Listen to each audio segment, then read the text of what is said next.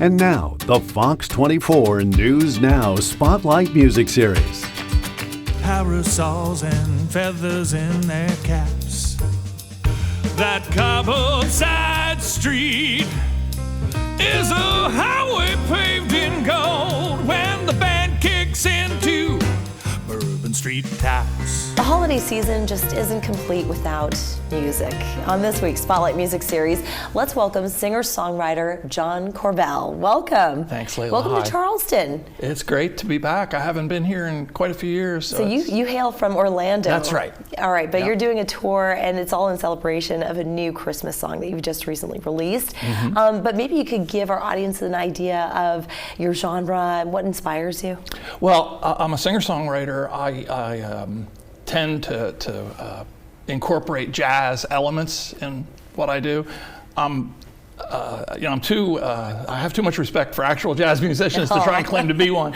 But when I can write a song and then hand it off to these incredible players, these incredible musicians, then it really turns it into something special. And So that's the direction I've gone for a long time. So you're not necessarily a solo performing artist. You actually have a band. I have, well, the recordings are all done with session players, and I do perform by myself and with pickup players when I can. And I've had the pleasure of listening to some of your music, and I have to say, I find that there's a little bit of an Al Jarreau-esqueness. Oh, why?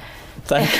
I'm blushing now because he's one of my heroes. I saw Al Jarreau perform probably 3 or 4 times during the course of his career. I saw him in his very last performance before he passed in Orlando, and even at that age and with his health issues that he was dealing with, the guy was incredible. So for you to compare me to him, I mean, thank you. It's not deserved. No, it definitely does. It emanates, and he had a very special, unique style. And, I just think of Blue Skies, and, I could hear tones between his voice and yours, which is just lovely. But you incorporate contemporary pop, country, bossa nova, Latin flavors into your music. And you've also released a couple of EPs already, 3 EPs as a matter of fact. That's right. But Christmas has been very close and dear to your heart. Well, this one is the second one. Christmas single of original Christmas songs that I've done, and so it's been something that a lot of this started because of there's a drummer that I've worked with on sessions in Nashville many times, Marcus Finney, great guy, and last year on his Facebook feed he put like a meme on there, and it said Christmas, the time of year when the rest of the music business gives jazz a pass. And in some small way, that actually inspired me to go ahead and write this song for this year, because it made me realize, this time of year is really kind of the only time of year that folks listen to this genre of music, when maybe they won't listen to it at all the rest of the year. So there's an opportunity for a guy like me